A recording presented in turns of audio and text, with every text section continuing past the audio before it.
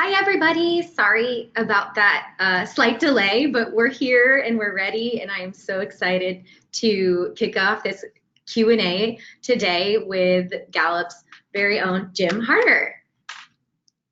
Great to be with you. So I'm Michelle, Chief of Staff at BookPal. We have partnered over the past few years with Gallup Press to really help people learn and grow within their organizations through the transformative power of books. And we're thrilled to be a partner. And when I found out that you were coming out with a new book this year, I was super intrigued because it was a little bit different than some of the other books. And so I'm super humbled to be able to be here with the co-author of It's the Manager, Jim Harter. Thank you, Michelle. Great to be with you today. Look forward to the discussion. Just so you guys know a little bit about Jim, he's the Chief Scientist of Workplace Management for Wellbeing at Gallup. And he's also the co-author of a few other bestsellers that you might recognize, like Wellbeing and 12 The Elements of Great Managing. And he also did research that was contributed to First Break All the Rules. Since joining Gallup in 1985, Dr. Harter has authored and co-authored more than 1,000 research studies in organizations on employee engagement and talent and on topics in applied psychology and well-being. So he also has a doctorate in psychology and cultural studies and quantitative and qualitative methods from the University of Nebraska-Lincoln, and serves as an adjunct faculty member there and at the University of Nebraska at Omaha. So needless to say, he's pretty qualified to talk about what we're going to talk about today.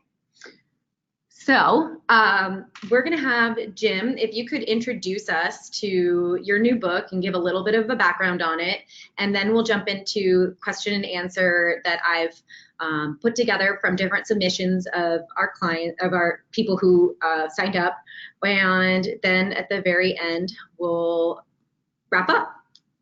Okay, that sounds good. So I think as many people have seen themselves firsthand, there have been some forces that have been changing what we know as the workplace. We know there's massive increases in diversity in the workplace, a lot more remote working around us depending on the job type and the positions that people are in. We see in our data a lot more remote working, more matrix type organizations where people are working on multiple teams. Of course, increased digitization and mobile technologies around us blending work and life. There's more gig work out there, and flexibility is the most sought after perk now. You kind of combine all that with the fact that global productivity growth has been on the decline over recent decades. It's kind of gone up and down, but it's in aggregate been on the decline. But the good news is we've had some real advances in the science of management. Unfortunately, the practice of management hasn't kept up. So we've got a lot of work to fix that. So the reason we wrote this book was really to provide insights from the science about how it could be practically applied in organizations to create culture change. You know, one of the things we've seen leaders in organizations tell us that they want is culture change. And in particular, we found cultures need to be moving from a culture of boss, where managers are bosses, to a culture of coaches, where managers serve more like coaches, where they're having continuous conversations with people, still clarifying expectations, having ongoing developmental conversations, and having accountability systems that work appropriately as well. And so to keep up with this changing workforce and what the workforce is requesting, we've got to change cultures in organizations. So that's what the book's about, and it's written in 52 really short chapters, grouped into 5 different sections. Awesome. I should have shown this sooner, but this is what the book looks like, or at least the uncorrected proof version, because I started reading it before it came out. So obviously you can see I've highlighted different parts in it that I, thought really resonated with me. And there's also a ton of extra material in the back on strengths and a bunch of other things. So it's a great little resource manual, kind of big little. That's really how it's written, Michelle. Is it's written to be more of a resource book where you could page through it or look in the index and find different topics that are relevant to you and your organization. Read through them with your team in 10 minutes and have a good discussion.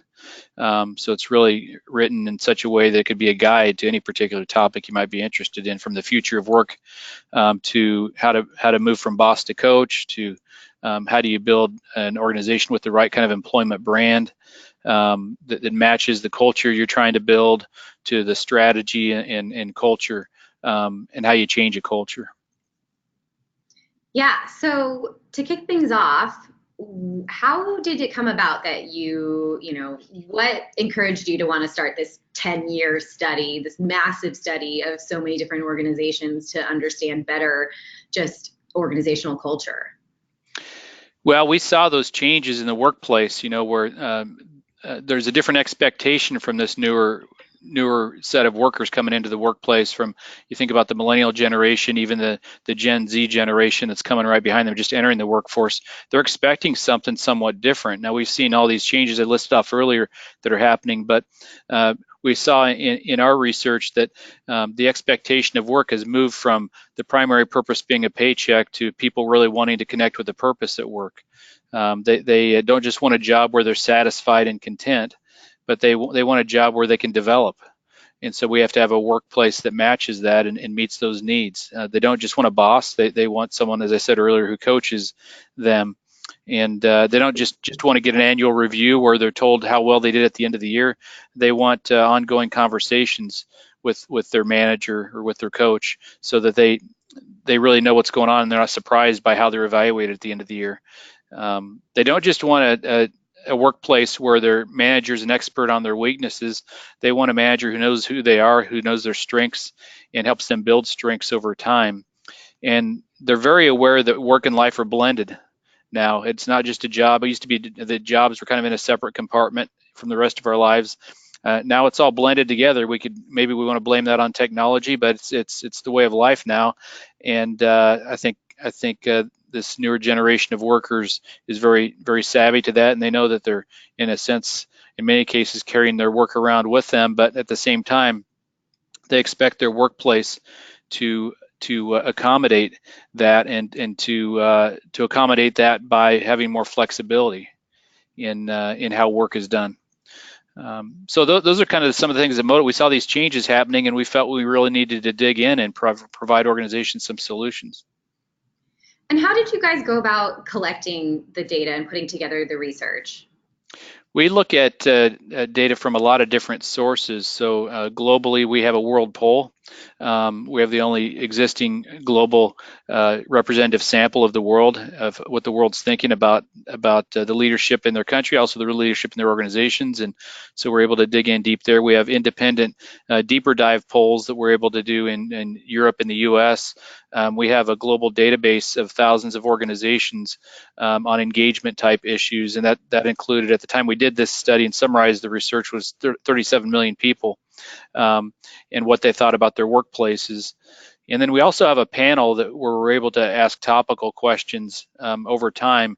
And so if an issue comes up, we can explore it on our panel. It's a longitudinal panel of about 100,000 households, where we're able to ask questions and then follow up with additional questions later on.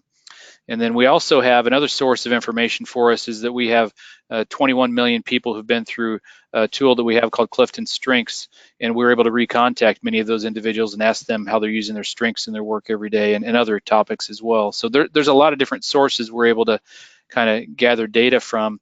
And then we have listening posts as well that we've got a roundtable of one of my partners has a roundtable of hundreds of CHROs around the country, where we listen to what's going on inside their organizations, what these leaders are facing on a regular basis, and we scan all the literature as well. And so in terms of what are the top topics that are coming up, so we have a lot of different listening posts and data sources that we use to formulate these discoveries. And speaking of one of the discoveries, this one I think particularly is pretty interesting. Currently, just 15% of employees worldwide are engaged at work, meaning they have great jobs in which they're developing with rich mission and purpose. So so yeah, I mean, that just speaks to exactly kind of what you guys were discovering, and why you wrote this book to address. I mean, I think that's kind of a core element to what we're trying to address with changing management, starting with managers. Yeah, and if you think about, what it would mean to the world to move that number from 15% about how people feel about their workplace, they're involved, enthusiastic about their workplace, like you said, a rich mission and purpose in their work, to 50%. Let's say we could move that from 15 to 50. In the last decade or so, it's gone from about 10 to 15. So there has been some improvement in the U.S. We've been tracking the same statistic, and it's jumped up about 8 points in the last decade. So, that's a lot of people. It's not good enough though. 34% in the U.S., 15% globally isn't good enough for what we need. So we're really operating at globally 15% efficiency from a people standpoint.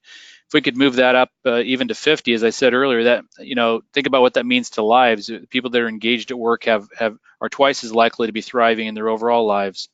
How they deal with people when they're not at work, how they talk about their job, what kind of pride they have in their work. And work is now kind of a part of our identities. And so how we talk about our own identity has a lot to do with our workplace. And the key, as you mentioned, about 70% of the variance in team engagement. So it really kind of comes down to team level actions that are taken. 70% of the variance relates right back to the manager. So and kind of throughout all these different topics that we were able to discover, we found that the key ingredient to getting anything right, whether you're building an agile culture, whether you're trying to get diversity and inclusion right, innovation, almost anything you can think of, it starts with the tone that's set by the managers inside organizations. Yeah, and obviously one of a major thing that's going to be impacted by engagement is hiring good people, and for managers to know what to look for in hiring and also how to retain this talent. Naturally, that would result in better results for the company, saving costs, and just general, if people enjoying work there shows the culture that's been created is effective.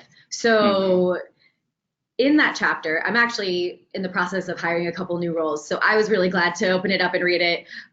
In that section, why is it so hard to find really good talent and then retain it?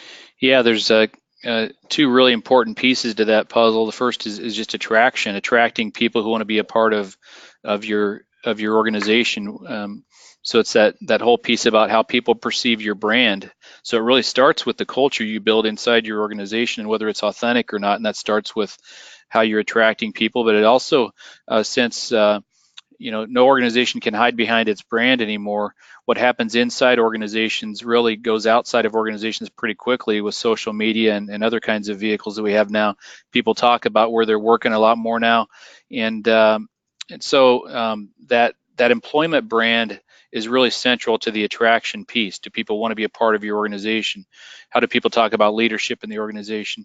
If you say you've got a customer-centric culture, do you really live that all the way through? And you got to be really explicit about how you do that from at each phase, from attraction to how you hire people to how you onboard them. And only about 1 in 10 people say their organization does a great job of onboarding. So there's a lot of work to do right there, just from the get-go. And then how you engage them, how you develop them, how they perform over time, and even how you exit people is part of your employment brand. So to me, it starts with whether you're building a culture and an employment brand internally that's authentic, and that helps with attraction. But then there are systems you can put in place once you've attracted people to hire the right people to begin with, to remove biases in how you hire people, and so that when you are more selective, you can be selective in the right kind of way to match what your organization's about. We found 5 innate kind of traits that you can select for, build systems around to select for, that really improve your probability of top producers. And these traits can be really understood and made specific to the roles that you're hiring for. But most of it comes back to whether you're hiring people that are highly motivated people. Do they have drive for achievement within your organization? Their work style, how they organize work to get efficient completion done of that work, how they initiate, how they take action, inspire others to succeed in the organization. And so that's a big one. Collaboration is a big one. whether they build good quality partnerships within the organization, and how they think, their thought process, how do they solve problems and assimilate information. We've got a lot of information coming at us now, so how do we screen people so we know they're able to assimilate information efficiently and make good decisions inside the organization. And again, those traits can be adjusted to the type of role that you're hiring for, and there are particular types of each of those five that are important, particularly as you're hiring managers. So there's a whole set of different constructs we look for when you're hiring managers. But so part of it is how you go about screening, how you go about evaluating past achievements and information, how you go about using the multiple interviews that are done of candidates over time, and how much you're able to look at, we call it game film, but how much you're able to watch people in action. So if you're selecting managers, you've got good managers hiding in plain sight, probably inside your organization, because about 1 in 10 people end up becoming a manager. You've got most companies have a ratio about 1 manager for every 10 employees. It varies by position and by organization, but giving people a chance to attempt to be a manager and to try managing, working with other people, and seeing how effective that is can be really a source of insight as well. And it can also help the individual know whether that's right for them or not. I think one issue I see in organizations right now is that they don't have a system in place for individual contributors to become stars inside their organization and not think that they have to be a manager. So people get into the role of management and find out that it's not for them, and it's not good for them. It's not good for the people that they're managing, and it's a tough job dealing with all the idiosyncrasies of people, and it's even more complex now than it was in the past. So getting that selection part right is really important, and then getting the right managers in place is key to retention. So that people can, these managers that retain people, they individualize, they leverage the strengths of each person, and they help them develop through their strengths over time within the organization, starting with hiring and onboarding. Yeah, you bring up so many good points. One thing that stood out to me is actually Kim Scott talks about it in her book Radical Candor, about how we need to rethink how we help employees grow. So the natural instinct is just to say grow vertically. You start here, you get promoted to manager, director, VP, and that's the only way you grow. But the reality is that's not the best fit for everyone. And some people want to grow in their skill sets horizontally and continue to feel like they're growing as an individual and growing in their whatever it is that they're interested in pursuing. And we traditionally haven't really set up organizations to help people grow in that way. So it really is something for managers to look at differently when they're evaluating their team. Yeah, that's a big one, to get that right. And that's kind of a cultural thing, right? You've got to get the culture right in the organization so that you've got individual contributors actually have other stars they can look to and aspire to be. So that you've got examples of people who are excellent individual contributors within a role, who maybe they've taken this lattice approach where they can grow a lot of different directions, but they can provide those examples of here's what you could be, and it's a high esteem position. And they see that it's a recognized position, then to be recognized, they don't have to automatically be a manager. Now, some people will, and they'll be excellent at it, but that's a really important piece to getting the culture right. Yeah, I had a question about the boss to coach dynamic, and I say that if you want to go into management to be somebody's boss, good luck to you, because it's not the way it works. It's not like just for people that are looking for power and for the title.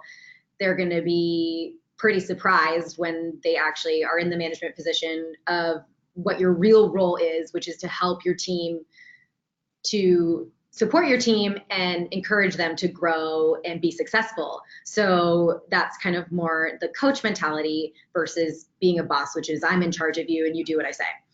And I was curious along those lines, like, how do you navigate things like raises and promotions and performance evaluations and all those different things when you're approaching it from a coach standpoint versus a boss standpoint?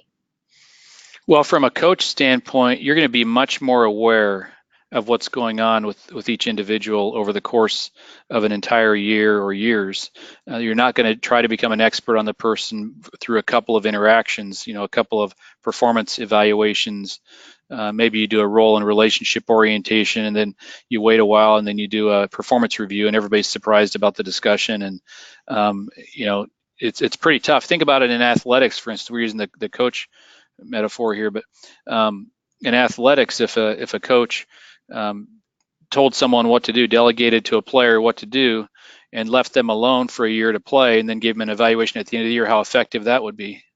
It wouldn't be very effective because they've got to be watching them in action and throughout the year and making, recognizing their strengths, but also correcting. But the key is that if you're a coach, you're building trust because you're starting with who the individual is, their strengths, and you're building trust so that even the critical conversations will be taken much more seriously by the individual. If all you do is critique and delegate, then over time it wears people down.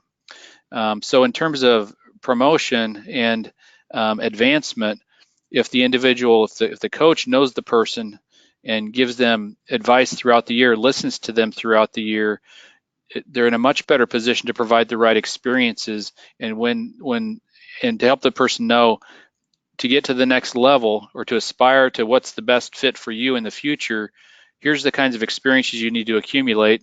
And we're going to have a discussion about how you're performing throughout the year. It's not going to come just at the end of the year, and it'll be accepted. It'll be accepted as more fair, and that advancement piece will also be accepted as more fair. So if you think about pay and advancement being consistent with someone's development, not just about whether they played office politics or whatever it might be, but that it's actually consistent with how they're developing as an individual, then it feels authentic. And it can be that allows the coach to be a bit more individualized in how they make that happen. But I think there are three criteria that I would encourage. When people are thinking about evaluating and thinking about advancement, put all those experiences and performance metrics into three general criteria. How's that individual performing? How are they collaborating with their team? And then what kind of value are they bringing to customers? If you have a way to quantify and to kind of assess those three things, you've gone quite a ways. And you can discuss those throughout the year, not just at the end of the year. And which totally makes sense. It's not fair to give somebody an idea of where they stand once a year because they could have had all that time to change and improve. And when it happens that you've coached with somebody, worked with them closely, tried to help them to improve, and they don't get to that point, or so if they leave involuntarily or voluntarily from the organization, it's not something that I think we focus on enough about that exit and how it impacts your organization. And we put too much weight onto just the onboarding, which is extremely important, but what are some things that are important to the exit process? And also, that can just it can be awkward, it can be uncomfortable, it's tough when people leave. So how can you, better apply that, handle that situation? Well, your employment brand is reflected in how you exit people as well. And half of people tell us that they could have had a conversation that would have made a difference with their manager before they left, and that never happened. So somehow there's not those conversations happening, and people just decide to leave, and they leave without that happening. And so that's one thing. Another one is when someone leaves. And most people will have, if they've been with your organization, any time at all, probably have achieved something. They've probably contributed something to your organization. Are you reminding them about what they contributed to your organization when they leave, so they know, what value they brought? I think that's really important. Ultimately, you want them to, talk well about your organization. So ideally, in terms of the sequence from attraction, onboarding, hiring, onboarding, all the way to exit, that there's development happening. As the best managers that I've had a chance to watch and listen to, the people that manage them will tell us that's the person that's the person everybody wants to work for, and they will have some turnover because they'll be developing them sometimes out the door, and because it's right for that individual, right? But they'll still have low turnover rates overall. But the people that do leave, it's right for them because it's a developmental opportunity for them. So ideally, you'd be performing and developing all the way to the end of it. That's kind of, everybody's going to leave at some point. So development should be continuous. So at the exit, you want them to be a ambassador of your organization, because that will also bring you newer employees down the road, and maybe they'll come back again at some point if they're the right fit. Mm-hmm. But make sure they know what they contributed. That's a big one. I love that. I think that really brings up a good point. I think exit interviews can be so tough, and there have been times where you'll hear something, and if you had known about it sooner, we would have been able to fix it or address it. But it's on the manager to get their employees to feel comfortable opening up and feeling that trust to share that information. So it is really interesting how you can think about how important it is to think about how that affects your employment brand, like you said. So I have a couple questions about the future of work, because I think that's kind of a fun section. Obviously, our workplace has changed dramatically over the past 10 years. And a lot of it is because of the millennial generation, like myself. And also, there's a massive pool of new people that are entering the workforce, in addition to all of the changes in technology and the globalization of our world. It's just all compounded into this huge change that, of course, is going to impact the workplace and how business is conducted. So, you highlighted a few of the top ones: gender gap, work-life balance, diversity and inclusion, and obviously technology. So I was just kind of starting with the gender gap. What are tips for closing the gender gap? Well, a big one, and we kind of looked into not only our research but other research as well. One optimistic trend that we've had on the gender gap is whether men and women prefer male or female bosses. Or I shouldn't say bosses, but managers. But that's changed dramatically over the decades. We've been able to track that on our polls for decades, and those lines have actually crossed, and we're now there's really, the majority of people have no preference. And to me, that's a matter of exposure. People have been exposed to what used to be normal, is not normal anymore. And they've been exposed to more women managers. We've seen in our data that women managers are exceptional in terms of managing other people. There's variance within gender. That's one key right there, is that there's wide variation within genders in terms of how effective people are as managers. But in terms of closing that gap, as we reviewed, like I said, our research, other research, like the research that was done by Claudia Golden, who looked at why there's the pay gap, and a big component to that has to do with flexibility. Even though women and men's roles have been crossing a little bit more over time, women still take on the primary burden of caring when they have a kid. And so she found that when women reach the childbearing years, that's when things kind of that pay gap starts to begin, and then it kind of continues to increase. And so, to me, the solution, or one solution, this is complex, of course, but one solution is organizations being much more thoughtful about how they build flexible work environments, where in the past you could have consulting organizations, law firms, et cetera, where you have to be in the office a lot of hours to reach higher levels in the organization.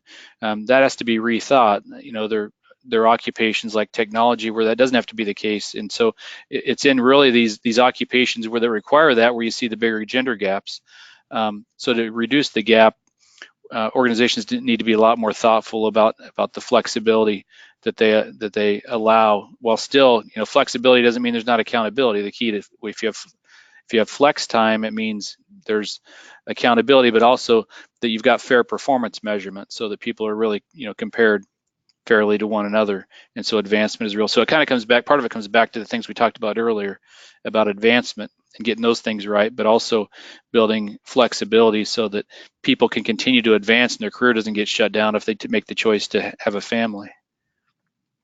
Yeah, I mean, flexibility, it's the only way you can really do it because at the end of the day, you can't have, it's so difficult just to have both parents working full time, and you don't want to have either side have to take a hit for their career, especially when normally, I mean, with the way it's been trending is that now people are having kids older, so it's probably in a more pivotal time in their career where you have that opportunity to continue to thrive and grow. So it's great to see that some companies are starting to adapt to that and make it a more, I guess, parent-friendly environment. And The other thing is there's so much opportunity now for kids to be involved. It's, and so regardless of the gender of the parent and the role they take, they're going to want to be involved with what their kids are involved in, and it's pretty hard to just have be locked into a certain number of work hours and to be able to help them do those kinds of things. yeah, I mean, our president sometimes says, I got to go pick up my kid. And it just happens. And he goes and he comes back and he makes adjusts for what he needs to do to make it work. Yeah. So, and if you limit that flexibility, it really makes it difficult to do both. Mm-hmm. So, speaking of flexibility, I know that you did a lot of research on remote work. So, what are some of your findings on that topic? Well, this is another area where it causes more complexity in terms of the role of manager, and it also means the role of manager is even more important. So with remote work, now we're still human beings, whether we're remote or not, so we still have basic human needs that need to be met. We need to know what's expected of us. We need to have what we need to do our work. We need to get recognition when we do good work. We need to be connected, feel like we belong, so we need to be connected to others. So in remote work, I'm finding that organizations are much more kind of prepared than they used to be for the remote workers. So they'll get them the equipment they need. They'll make sure that they know clearly what's expected of them in their role, so they have clear role expectations. But what's at risk in remote working is that social component, that belonging component. And so managers need to be much better at connecting not only with the individuals on an ongoing basis, but also in a way that's right for that individual, right? Some people don't need to be connected with every day, but they need to get some kind of meaningful feedback at least every week. And some people will want it every day, but the other part of it is how do they connect them to their coworkers? So have strategies for how a remote worker can connect with their coworkers more regularly and feel like they're part of something bigger than themselves. And so to do that right, you've got to have the right kinds of managers in place that are really good at that and are good at developing strategies. Some of those dimensions I mentioned earlier, kind of encouraging collaboration, initiating a bit more, and kind of thinking through how people are going to work effectively together and when they need to work effectively. But it isn't just always about work. It's about just knowing that you're part of a team and a part of something bigger. So I think the great managers do that really well. But I think remote working in many settings can happen very, very functionally, but you've got to be intentional about it and how you have some strategies for how you make it right. Yeah, I mean, it makes a lot of sense. There are different factors that you have to adjust when in your management style, if you have somebody that isn't in the office every day that you see in order to maintain that closeness and that collaboration element. So we're a little bit over time, but I wanted to wrap it up with a final question about diversity and inclusion. As we are, the United States alone, such a diverse country with all kinds of different people, nationalities, age, gender, sex, all of these things combined that have created this diverse workplace. And it's something that maybe wasn't as much of an issue. I mean, probably always an issue, but it's just we're a lot more aware of it now. So how are companies handling diversity and inclusion? How are they getting it wrong and how are they getting it right? Well, we found that there are kind of some foundational elements you've got to get right to build an inclusive and kind of belonging type of a culture. So to think of, diversity is really about who you hire, who you bring into your organization, of course, extremely important. And then the other part of it is the kind of culture you build so that people feel connected to one another. And we found there are three kind of key elements to getting that right. One of them is that every person feels treated with respect. And that can be if you can measure that, and that can be a signal about where you got problems and where you don't have problems. The other is whether everybody knows their strengths and are known for their strengths. So we see that strengths vary considerably, just like I mentioned earlier, they do within gender, they do within races, ages, wide variation. And so if we're known more for our strengths than we are for our age or our race or whatever it might be, we can put some quick language around that to help people get to know one another very quickly. There's this concept in academia called interpersonal congruence. So that's how you get. It's really an element for how you get the most out of a diverse group to make them even more productive than they'd be if they weren't diverse. But it's methods for two people to get to know, or a group of people to get to know each other much more quickly. And a strengths language helps with that. So we've got that Clifton Strengths tool that we use a lot for that. The third thing is that if there are issues of ethics and integrity, the individuals in the organization know that the organization is going to do what's right, that the leadership of the organization will do what's right. So there has to be a system, and there has to be some protocol in place, and it has to be followed. It can't just be kind of brushed off if something happens, and that's a bit cultural. When you asked about what goes wrong, what I've seen organizations attempt to do, and this is all well intended, they'll put a program in place, like a one-time program, and it could be something on unconscious bias, for instance. And we all have biases, and we kind of need to know about those. But when we do a one-time event, D&I kind of program, it doesn't have nearly the effect as if we build those concepts I just listed off, those three, into everything else that you're doing, so that it's a part of how you're engaging people. It's a part of performance management. It's an ongoing part of what managers are thinking about throughout the year, not a one-time event. And the programs that work in this space are the ones that have some continuity to them, that have some base knowledge that individuals learn, and then it's a continuous part of curriculum and performance management over time.